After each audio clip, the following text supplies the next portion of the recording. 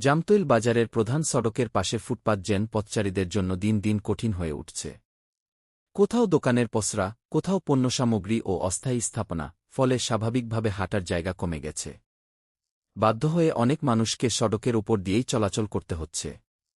এতে বাড়ছে দুর্ঘটনার ঝুঁকি ও ভোগান্তি। সবচেয়ে বেশি কষ্ট পোহাতে হচ্ছে স্কুল শিক্ষার্থীদের। স্কুল শুরু ও ছুটির সময় শিক্ষার্থীদের ভিড় বাড়লে ফুটপাতের সংকট আরও প্রকট হয়ে ওঠে।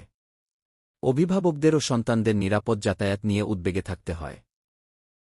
পথচারীদের স্বস্তির জন্য ফুটপাত দখলমুক্ত ও চলাচল উপযোগী করার দাবি জানিয়েছেন স্থানীয়রা। সবার প্রত্যাশা, জামতৈল বাজারের ফুটপাত হোক নিরাপদ ও জনবান্ধব। দৈনিক জামতৈল। জনস্বার্থে ভিডিওটি শেয়ার করে ছড়িয়ে দিন।